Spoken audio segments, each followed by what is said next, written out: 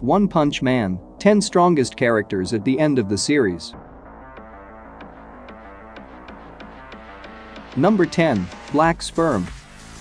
Black Sperm is ranked under Dragon, making him one of the most intimidating villains to ever appear in the series. He is talented enough to counter Atomic Samurai effortlessly, pushing the powerful S-class hero to the brink of defeat. The most dangerous aspect of his character is his ability to transform into Golden Sperm, a monster that a My Mask claims would require the full strength of the S-class to contain, and barely that too. Black Sperm also proves that he's considerably more agile than Genos, as well as by overcoming Tatsumaki, although it must be stated that she's severely exhausted at the time.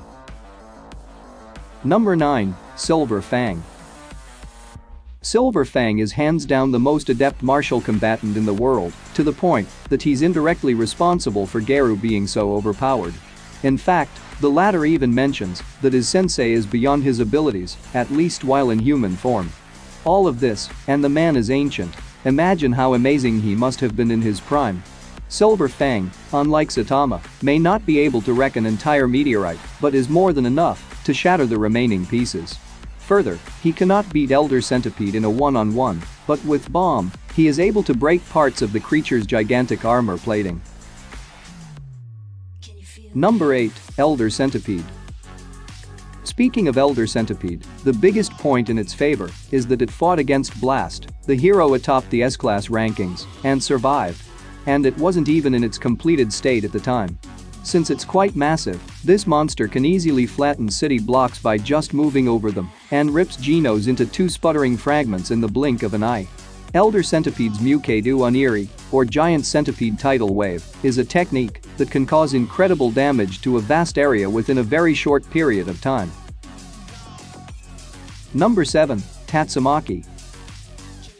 The Tornado of Terror is a hero, but her powers are nothing short of monstrous. Tatsumaki is capable of telekinetically holding the Dark Matter Thieves' city-sized spaceship in place, not to mention redirecting their missiles simultaneously back at them. One of the most impressive feats in her repertoire is her borderline victory over PSYKOS, who had already begun combining with Orochi. Most importantly, Super Alloy Darkshine mentions that Garou would be destroyed if he ever attempted to battle Tatsumaki. Number 6. Garou. In his fight with Saitama, Garou triggers 3 of his monster forms, the second one of which is immeasurably strong and durable. In fact, the metamorphosis is perceived by his opponent, but doesn't faze him in the slightest. Garou's singular attacks are capable of ravaging massive areas of the city and, most shockingly, doesn't die instantly when hit by Saitama's normal punch. Actually, it barely even dents him. The third level is probably more powerful, but the extent of its capacity remains unknown. Number 5. PSYKOS-OROCHI. When Orochi incorporates PSYKOS into his anatomy, they form an enormous tentacled beast which is so fast and strong that Tatsumaki is pushed back in combat. Physically, the fusion is able to generate spectacularly humongous waves that impact a sizable fraction of the world. In addition, it can wield the elemental force of gravity, produce various shapes and forms, and intensifies PSYKOS' telekinesis so much that it can dominate Tatsumaki into yielding control of her specialized techniques. Number 4. Boros.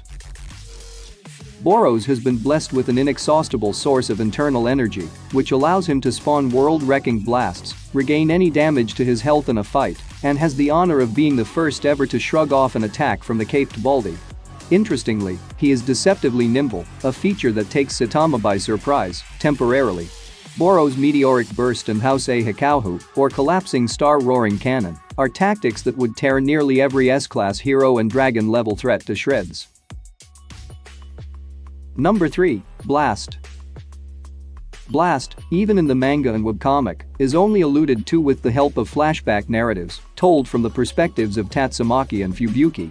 His abilities are so highly prized that he doesn't show up to fight minor enemies, considering them beneath his level of proficiency. Gyaro suggests that he wouldn't find it tricky to take down Elder Centipede in its completely molted form. Finally, Blast has, in the past, overcome a ninja warrior who was considered to be gifted enough to take down multiple S-class heroes at the same time. Number 2. Saitama.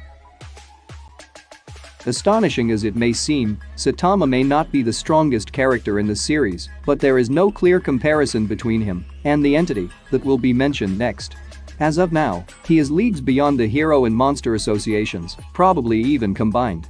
His punches are terrifying enough to Genos that they appear to the latter as a metaphor for impending doom, and he easily neutralizes Boros' ultimate technique. Saitama tolerates the severe environment of space, all he needs to do apparently is hold his nose to conserve breath. If Saitama's power has limits, they are certainly as of yet unknown. Number 1. God. God is a cryptic being that possesses the ability to transfer and extract immense levels of power to and from others. It supposedly bestows upon Homeless Emperor a special ability that permits him to create minuscule versions of the sun, literally speaking. Strangely, it doesn't even have a proper form. Likewise, the PSYKOS-OROCHI blend has also obtained an enormous augmentation due to this entity's blessings. Where has it come from? What is its purpose? Is God the true source of Saitama's unreasonable power?